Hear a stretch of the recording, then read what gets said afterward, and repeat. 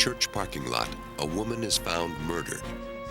The killer leaves few clues and no weapon. A routine suicide investigation takes a macabre twist. Can a camera prove this was murder?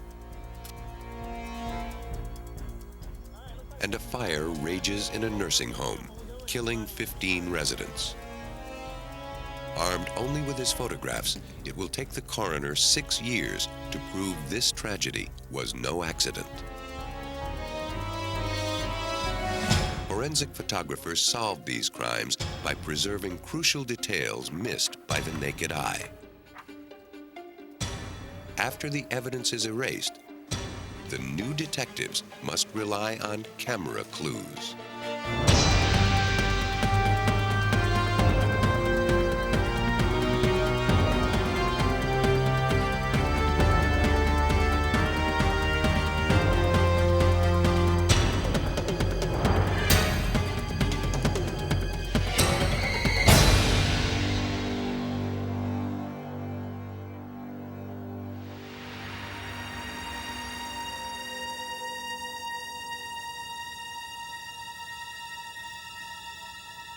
In Fairfax County, Virginia, in March 1989, a man called police to report a woman had fallen in an icy church parking lot. An officer reported back from the scene. The woman didn't slip and fall. She was murdered. At police headquarters, forensic photographer Jeff Miller knew he had a long night ahead of him. He packed his equipment and got ready to meet investigators gathering at the scene. Where some officers shoot criminals, Miller shoots film. In his 18 years with the Fairfax Police, he has witnessed countless crime scenes through his lens. If he is the eyes of law enforcement, then his photos are its long-term memory. Yeah, this is the ID we got off of the victim. Investigators arrived at the parking lot and planned their strategy. Detective Ed Guckenberger headed the investigation. As his team uncovered clues, they depended on Miller. It's in Miller's camera that all the clues come together to solve a case and hopefully to catch a killer. We want to be able to document the scene, in essence, take the scene from here to the courthouse just exactly the same way that we find it. Miller began by mapping the crime scene. The initial clues were both simple and brutal. The victim was lying face up in a pool of her own blood. She had been shot several times, with the fatal bullet to her head. Nearby, her purse was found untouched. Robbery was not the motive. Miller first documented the wide view of the crime scene, which was blanketed in darkness. To bring it into focus, Miller used a technique called painting with light. The camera was mounted on a tripod. Its shutter kept open as an assistant covered the lens. The same frame of film was exposed repeatedly as Miller passed along the edges of the scene, firing his flash as many as 24 times for a single picture. Each flash illuminates a slightly different area. This photograph is the result of Miller's work. The bright lights look like street lamps, but they were made by Miller's flash. Though he was holding the flash as it fired, Miller doesn't appear because he was behind the light. He remained invisible as he exposed the evidence. After Miller took his wide shot by painting with light, he moved in to photograph every detail of the scene. He worked his way closer and closer to the victim, documenting her wounds and the position of her body.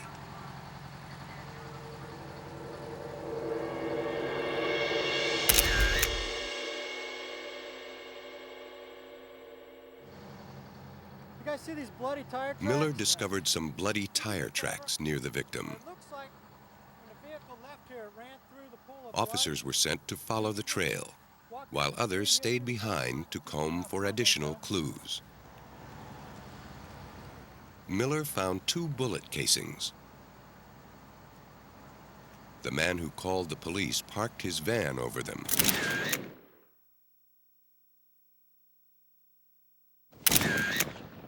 Miller photographed the evidence where it lay. Moving the van again would only have disturbed more of the crime scene. Hey guys. As Miller hunted for additional evidence, officers returned from their search of the neighborhood. They found an abandoned car a block away. They ran the tags. It was registered to the victim's address. The site of the car became a second crime scene. Again, Miller photographed the scene from every angle, hoping to uncover any clues that might explain how the woman ended up so far from her vehicle. As he did at the church parking lot, Miller first photographed the site at a distance, then moved in for close-ups. The driver's side window was shattered. Pellets of glass were strewn about the car's interior. A spent cartridge lay in the snow outside the driver's side door, and a bullet was lodged in the plastic molding. On the passenger's side, Miller found even more. Pressed into the thin snow were footprints, too big to be the victim's. Forensic technicians have a tough time making casts of snowy tracks, and Miller knew the prints would melt with the rising sun. So it was up to him and his camera to preserve the evidence before it faded away. You can cut it out if it's in ice and try to keep it at a certain temperature and everything else. Well, I guess sometimes it works, sometimes it doesn't. There are different chemicals that you could possibly spray on it to try and keep it. When all in all is said and done, the photograph is the only evidence that was able to totally keep that impression intact. The search of the neighborhood uncovered more potential evidence. A patrolman found a second car, abandoned a half-mile from the church parking lot after apparently skidding off the road.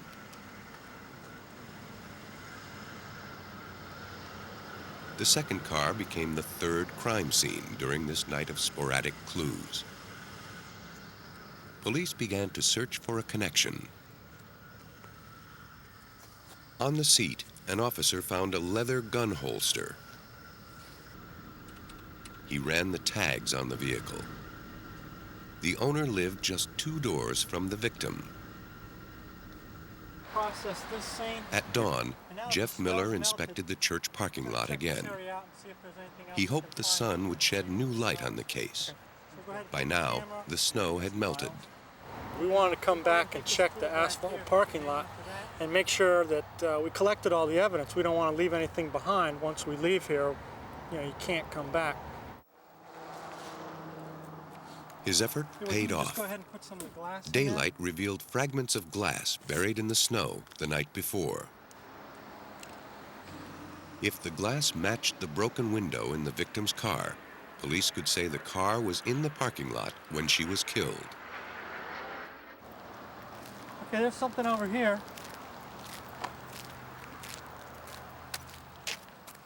The melting snow also revealed a bullet at the edge of the lot. So tell you what, let me get a couple pictures of it first. Tests would determine if it matched the bullet found in the victim's car.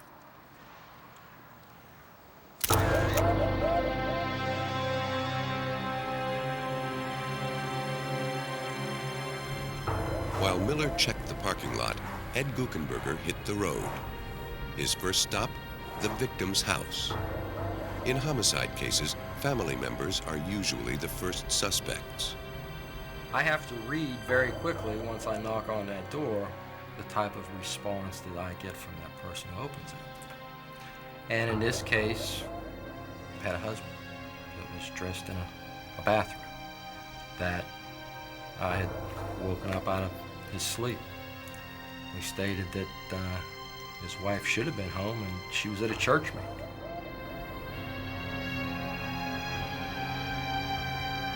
As a homicide investigator, what you then have to do is you have to read that person.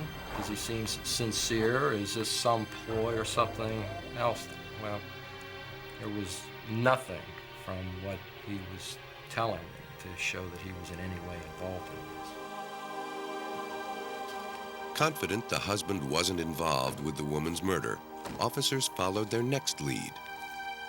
They didn't have far to go. The owner of the second car was the victim's neighbor. He was also no stranger to police. The churchyard murder investigation was less than 10 hours old. So far, Detective Guckenberger had no suspects. His only lead was the owner of the second car.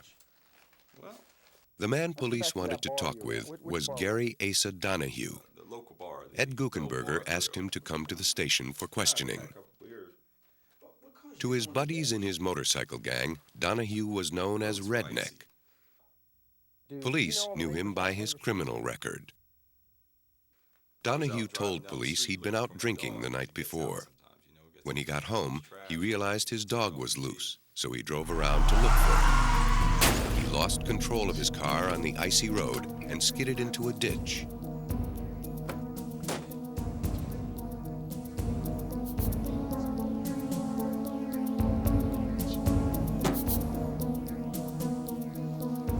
Unable to get free, Donahue said he walked home.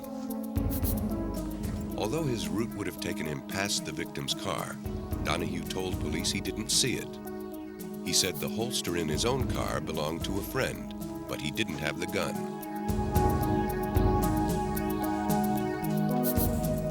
Police were suspicious.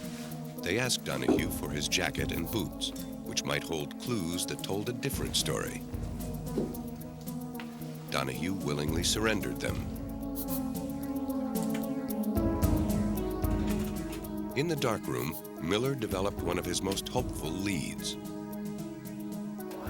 Up until now, he'd been merely documenting the various crime scenes. Now, he put his darkroom skills to the test to flush out latent clues. Using the ruler he placed by the icy footprints when he snapped the photo, Miller created a life-size portrait of the prints. A boot print can be almost as telling as a fingerprint, if it's clear enough. Miller was happy with the photo. Armed with this image, it became just a matter of matching the prints to the boots that made them. Miller sent his photographs to a forensic lab for a detailed comparison with Donahue's boots. Lab technicians first examined the size of the boots.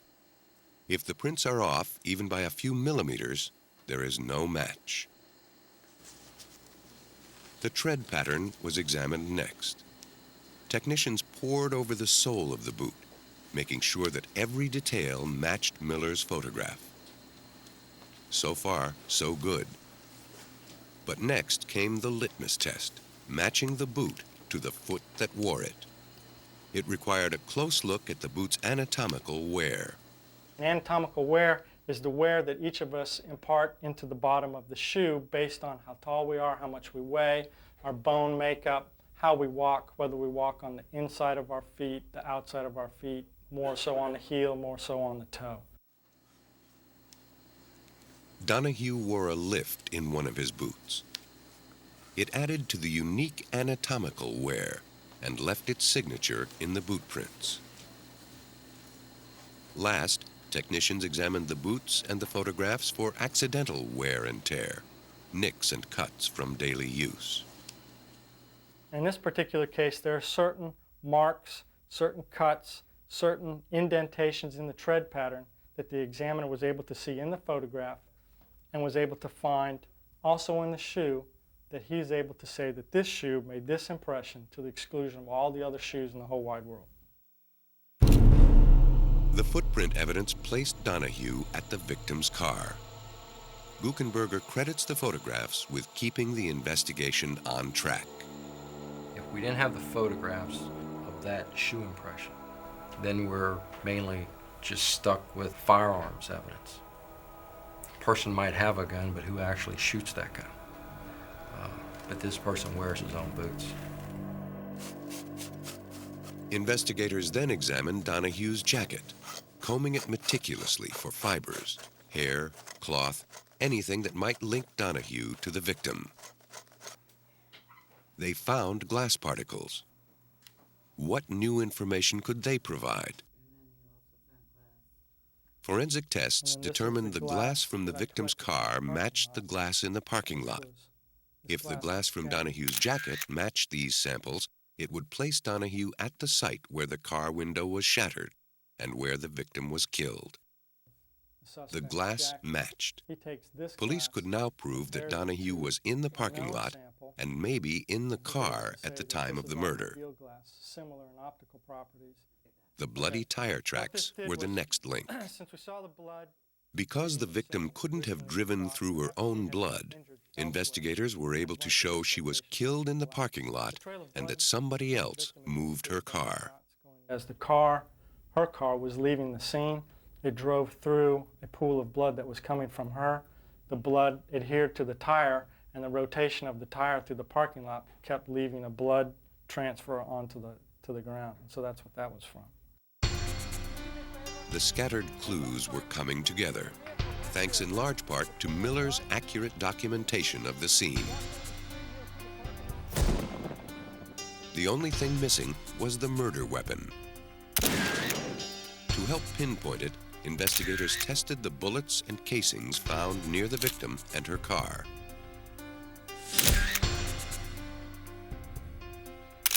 Another casing was found in Donahue's car.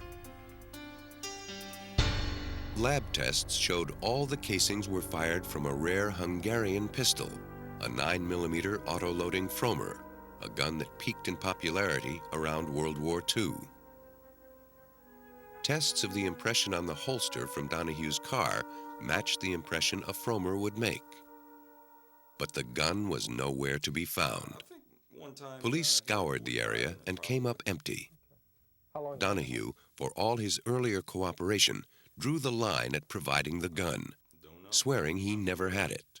And he probably thought that whatever he did with this gun, and I don't know, we never did find that gun, probably thought that he was past all this. That if we didn't have a gun, we probably could not prove that he was the one that actually fired the shot or did anything else. But if there ever was a smoking gun in this case, it was Miller's photographs of the boot prints, something Donahue didn't count on.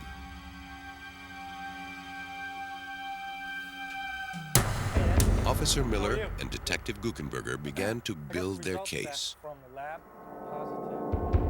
With the glass fragments, the shell casings, the bullets, and the ever-important boot prints, they were confident they could prove beyond a reasonable doubt that Gary Asa Donahue was a killer.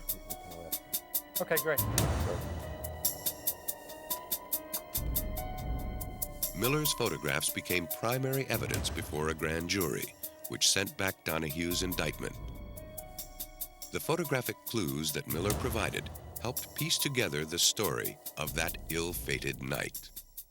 Okay, what I believe happened is that Mr. Donahue's driving down the street. He turns down the wrong street to go to his house, probably because he's drunk.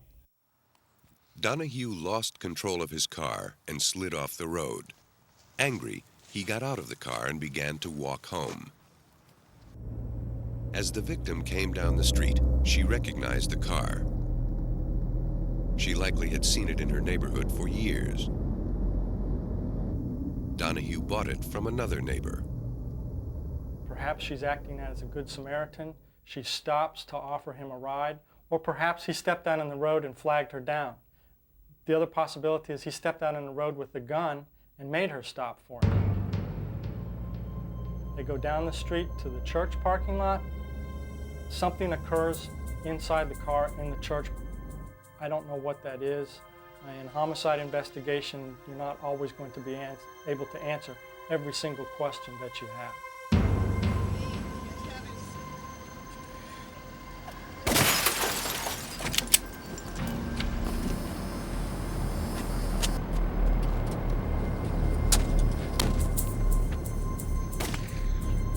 she falls down to the ground, lays down on her back, face up.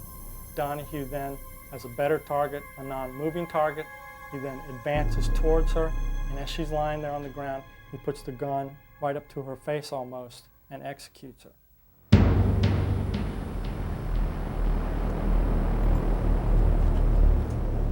He then leaves the scene, drives down to the end of the street, where again, for whatever reason, he runs off the road, probably due to his intoxication, runs off the road, wrecks it into the trees. For whatever reason, he decides to clear his weapon. He works the action, the one cartridge casing that's still in the gun, ejects out the broken driver's window, and is found on the ground next to the vehicle. For whatever reason, he slid across the seat and left by the passenger's side, leaving his boot prints in the snow.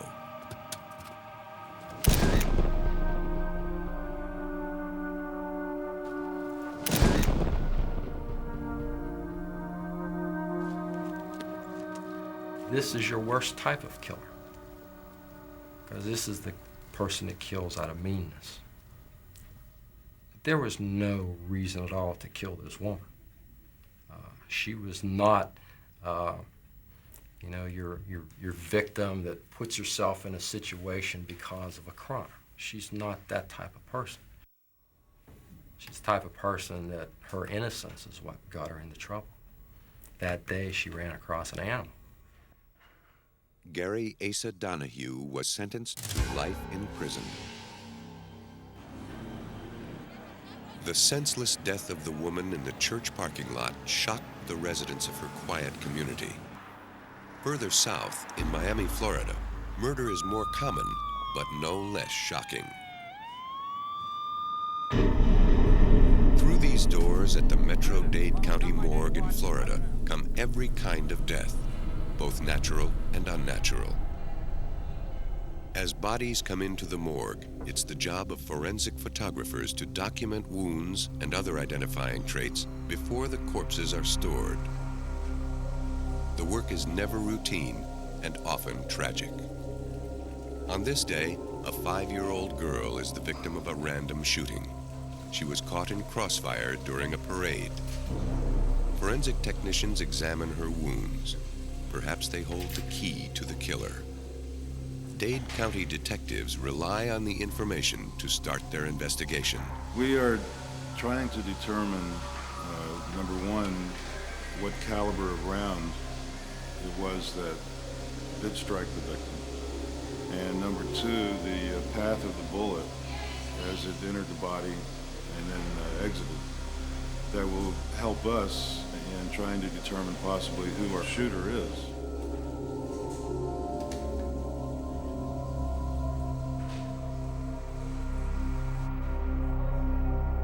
In the medical examiner's office, high-tech photography is as much a tool of the trade as a scalpel. If a death looks suspicious, it's up to forensic photographers to document the details.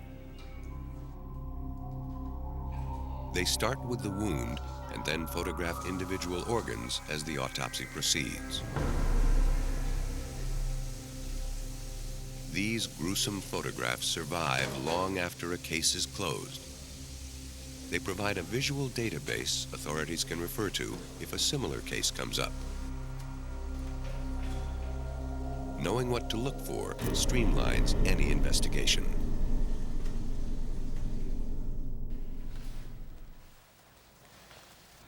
In 1986, Dade County Police responded to a suicide. Jack Sebastian lay dead, a 12-gauge shotgun by his side.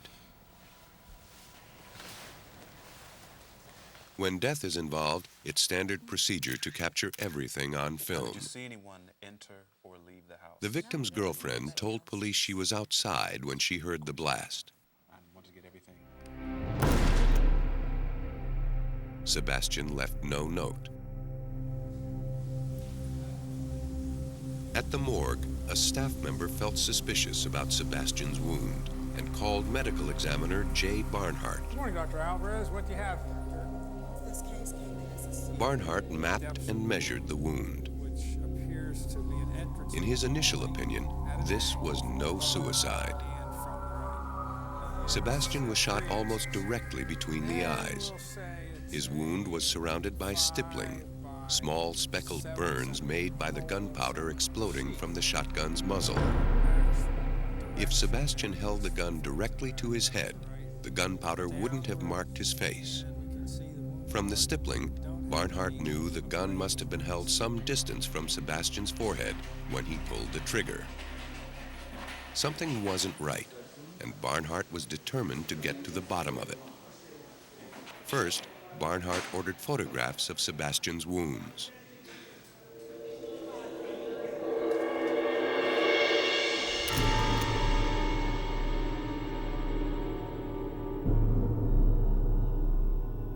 Then he took X-rays of Sebastian's head to reveal the internal damage he couldn't see. The X-ray showed the path of the pellets. This is an X-ray showing the dispersion of the birdshot through the skull. And if we take the point of entrance, which is just above the bridge of the nose, and connect that by an imaginary line or series of lines to the location of the pellets, we see that the pellets are to the left and below the point of entrance, meaning that the shot then was coming from above and to the right of the entrance. Barnhart had to find out if Sebastian could hold the gun at the angle indicated by the X-ray. It wouldn't have been easy. Investigators even placed the shotgun in the extended arms of Sebastian's corpse to see if he could fire the gun. His fingers could barely reach the trigger. Considering all possibilities, investigators tried to fire the gun with their feet. They found they could do it with bare toes. But Sebastian wore round-toed boots, making it impossible for him to fire the gun. These extreme tests were necessary. Barnhart knew that in court, he must be prepared to answer even the strangest questions. I mean, they'll ask you things like, well, couldn't he have been laying in bed and have his foot up over his head and pulled it with his... and if he'd not been wearing shoes, you'd probably have to say, yes, he could. Barnhart wasn't satisfied with his findings. He needed to determine the distance between Sebastian and the gun when it fired. Barnhart and his staff shot a piece of poster board from distances of 1 to 7 feet and examined the damage. From 1 foot away, the force of the shot cracked the board. The impact was enormous. At 2 feet, the impact was less severe as the buckshot began to spread. At 4 feet, the hole roughly doubled in size as the pellets fanned out. At 6 feet from the board, the buckshot dispersed further, leaving clear pellet marks. Barnhart concluded the muzzle of the gun had to be at least 1.5 feet away from Sebastian's head. He was convinced someone else must have pulled the trigger. But Barnhart feared his simple test wasn't enough to sway a jury. He turned to the Forensic Imaging Bureau for help. Todd Reeves runs Dade County's Forensic Imaging Bureau, one of the best in the United States. The Bureau has more than 3,000 square feet of advanced photographic equipment. The well-equipped studios can document huge pieces of evidence while capturing clues invisible to the naked eye. Here, a technician uses a microscope-equipped camera to examine a cast of a jawbone. Her findings will help match a suspect to a bite mark. A potentially useful image may come from a less than perfect source, like a security camera or shot from a moving vehicle. The lab can clean up, enlarge, and enhance photographs. Computers reveal unseen details in evidence photos, bringing clues into focus. A huge computer database of fingerprints can match even the vaguest finger smudge. An editing suite helps investigators assemble persuasive courtroom presentations. The higher the quality, the better delineation you're giving the jury, the more factual information. And that's what we're providing is fact, not fiction. And that's the true message behind professional forensic photography. Jay Barnhart knew he had a case for the murder of Jack Sebastian. But he'd rely on Reeves and his high-tech tools to make it bulletproof.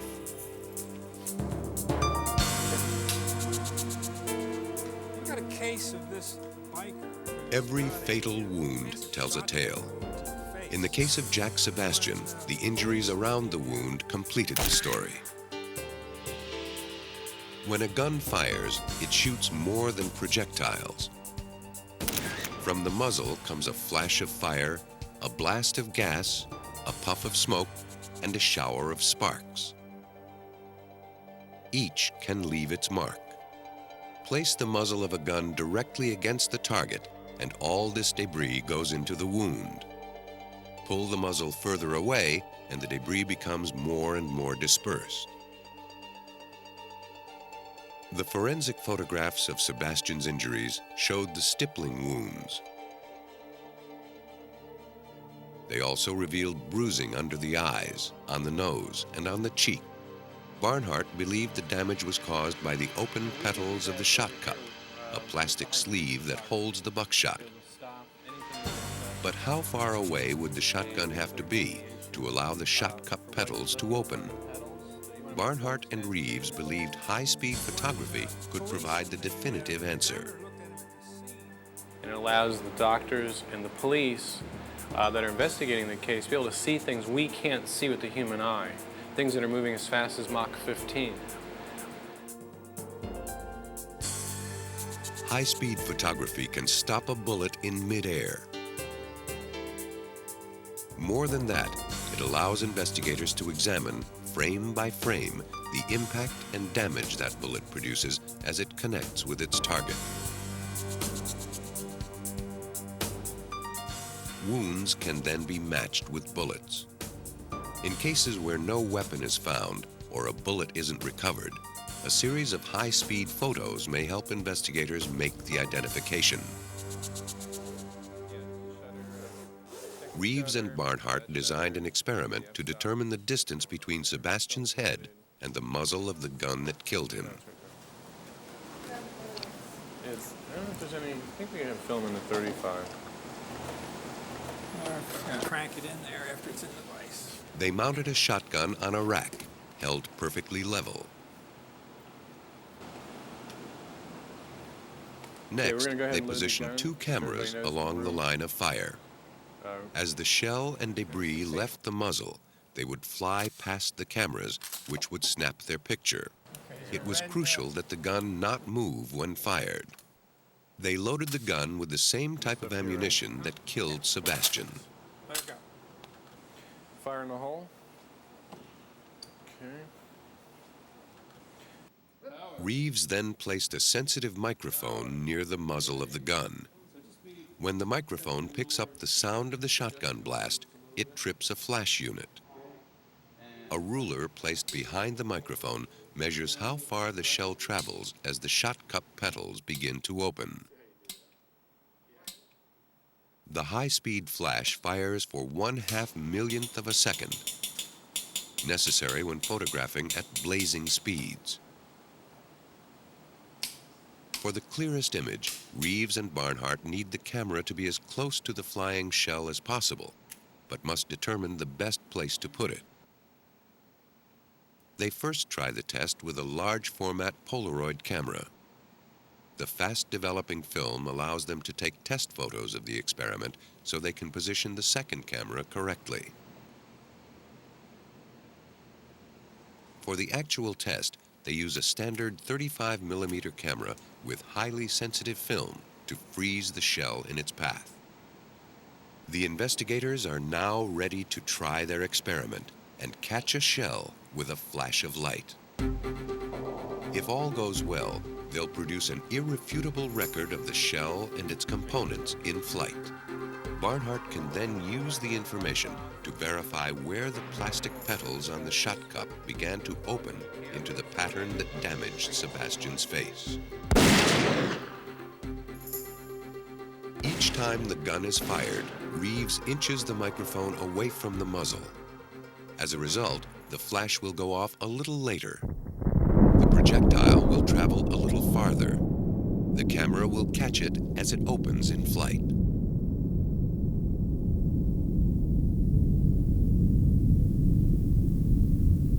Initially, the white-hot plastic shot cup hasn't expanded.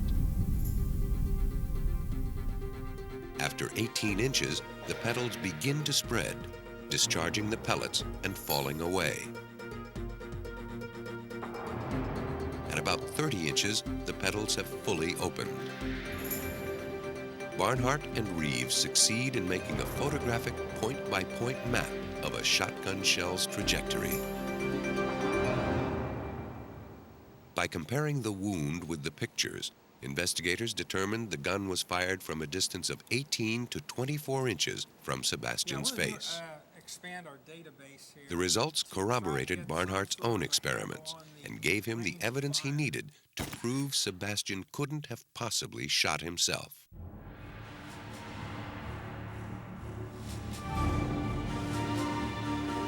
Police then confronted Sebastian's girlfriend, Diane Shelton, with the evidence.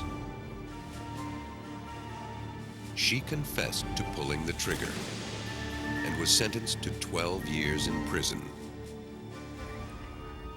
Unlike any other tool, forensic photography can expose evidence that would otherwise have been missed.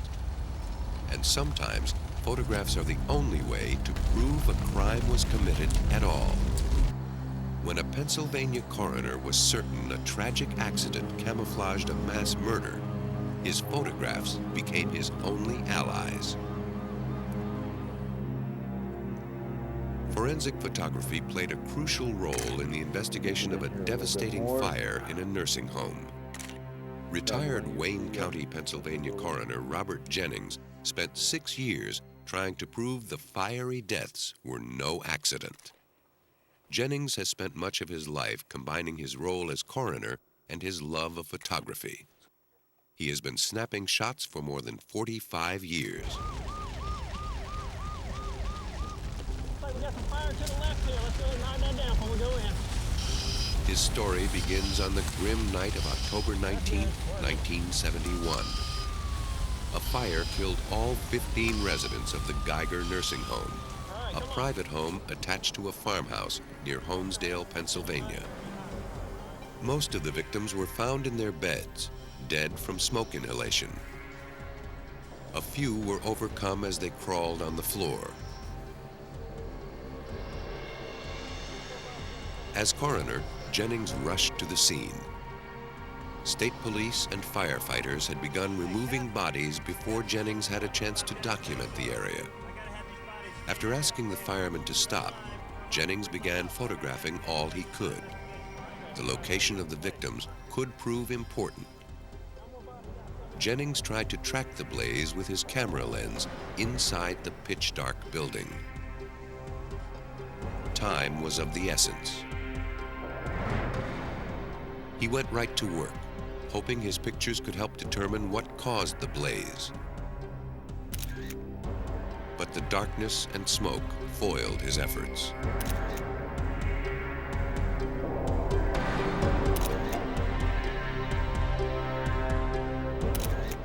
Reluctantly, he went home to await the sunrise. By the time he returned the next morning, the smoke had cleared and the gloom had lifted enough for him to get his shots of the ruins.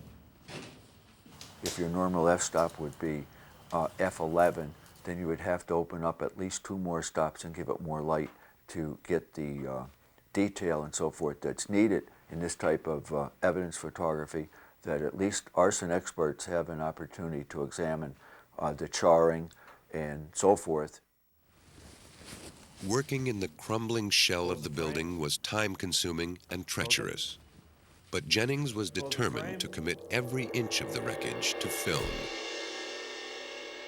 He succeeded. Painting with light revealed details of an alligator burn, a charring pattern similar to the rough scales of the reptile. The pattern is created at very high temperatures. By illuminating the area from several angles, Jennings photographed the changes in the burn pattern. Later, he would refer to his photographs to trace the fire's path. Burn patterns on the walls suggested the blaze tore through the hallway. A section of the corridor was almost totally consumed. In one spot, the fire burned a hole in the floor. The destruction at this spot was unlike anywhere else in the building. Jennings focused his attention and his camera on the hole. He crawled under it, photographing its edges. Fires usually burn from the bottom up, igniting whatever's above them. But at this spot, the fire looked to have burned from the top down. To Jennings, that suggested an accelerant was used, some flammable liquid that seeped through the floor, carrying flames with it. Before Jennings completed his investigation, state police announced their findings. They concluded the fire began in the laundry room, caused by a bad thermocoupling in a clothes dryer. Jennings wasn't buying it. He'd spend the next 6 years trying to prove them wrong. Photographs were Jennings' only clues. The ceiling above the dryer where the state police said the fire started showed minimal damage compared to the highly charred hallway. The wires in the laundry room were still intact. Jennings even found unburned clothing inside the dryer. Picture by picture, he continued building his case.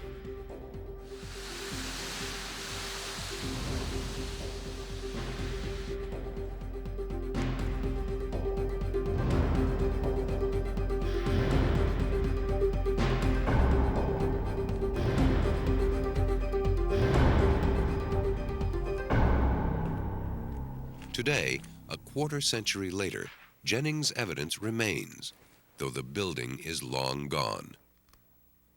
Within a few weeks after the fire, the building is totally destroyed and demolished, razed. So therefore, the evidence that I photographed, that's gone. And if you don't have the photographs there to support, to look it over, it's pretty hard to solve a crime. For Jennings, not much has changed in the art and science of photography since he snapped his first picture. Today, as he did 25 years ago in the Geiger nursing home case, he processes his own photographs by hand, carefully controlling every step of exposure, developing, and printing. He sharpened his skills, both as a photographer and an investigator. He's gained a better sense of what to look for and how to capture it on film. A charred piece of timber, a pile of debris. These seemingly trivial objects can be clues that make or break a case. Jennings has to be sure no detail is overlooked. An investigation is a lot like a roll of exposed film. All the information is there. You just have to know how to make it visible. In his darkroom, Jennings exposes many secrets, and in the process, he sometimes develops even more questions. State police were impressed by Jennings' photographs, but still wouldn't concede the fire was arson. They didn't waver for one simple reason: no suspect. If the fire had been deliberately set, who lit the match? In the end, Jennings' pictures exposed him. Hoping to prove the fire was deliberately set, Jennings turned to Nurse Vaudine Lyon, the sole survivor of the blaze. She told him about one of the home's gentlest patients, Mr. Maurice Flynn.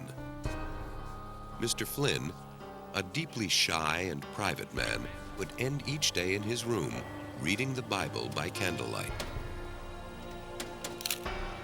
So it was odd that after the fire, Flynn's body was found seated in the room of a married couple. He was the only patient not in his own room when the fire occurred. He was also the only patient found completely naked. Scarcely burned, he died seated in a chair with his arms and legs extended, as though crucified. He was known as the gentleman of the house. He was there to help people, but he was very private. He wouldn't even leave a nurse or anyone with him when he's taking a shower. He just didn't want any help. And this was always a puzzling part as to why this particular person was found this distance away. Flynn's own room was some 60 feet from where his body was found. The smoke and flame would have made that simple walk impossible. Jennings determined the blaze started at the intersection of the hallways. In order for Flynn to get to the couple's room during the fire, he would have had to pass right through it. On the other hand, if he wanted to escape the blaze, the exit was near his room, easily within his reach. And it's impossible that he could have come down that distance and through that T intersection with the type of physical evidence that we found on his body, because he would have never made it, and he would have been completely charred. Jennings wondered why Flynn was so far from his room while most everyone else died in bed from the fast-spreading blaze. On June 8, 1972, Robert Jennings exhumed the body of Maurice Flynn. Even before the autopsy, Jennings noticed something odd. Flynn's skin was almost cherry red, indicating carbon monoxide poisoning. The autopsy showed Flynn's lung tissue had absorbed gasoline vapors shortly before he died. More clues came out during Lyon's interview. Flynn was the only resident in the home allowed to have matches to light the candles by which he read his Bible. He also mowed the lawn around the nursing home, making him one of the only residents with access to gasoline.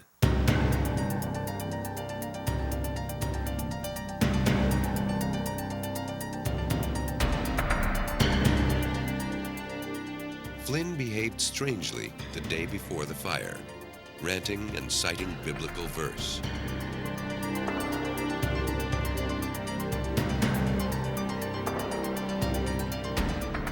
The home's other residents also acted strangely. They paid off forgotten debts and talked of a journey to a better place. Everything centered around the strange events of Mr. Flynn, why he was completely naked. One of his comments to one of the nurses on duty that day was that you come in this world naked and you leave it naked. And that stuck in our minds a lot with finding his completely nude body. It looked like Jennings had his suspect. But state police wouldn't revise their conclusions. Jennings persisted. By early 1975, Jennings was confident that he had enough evidence to prove his case. He exercised his powers as coroner and swore in a jury of 6 men and women. He presented his findings while the state police defended their position during the 2-day legal battle. Afterward, the jury concluded the fire was caused by an illegal act by a person or persons unknown. They ruled that investigators should attempt to discover who caused the 15 deaths. Why Flynn set the fire will never be known. Some have speculated that his actions were the result of a deranged mind. Others have said Flynn and the other nursing home residents had all agreed to die, thinking it better to end their lives than live in the home. In the end, the closest we may ever come to finding out the cause of the fire lies in Jennings' photographs and his efforts at solving this crime. After the coroner jury's verdict, Jennings filled out the death certificates of the residents of the Geiger nursing home. 14 homicides and a suicide. It was worth the effort. I felt that I had a duty to represent the other 14 people that paid a price, their lives in this particular incident, and particularly for the families as well. Forensic photography is the new detective's secret weapon. Often overlooked, it is crucial in a criminal investigation. Through sophisticated camera equipment, determination, and ingenuity, forensic photographers become the eyes and memories of investigators. They are also the advocates of the victims, helping bring criminals to justice.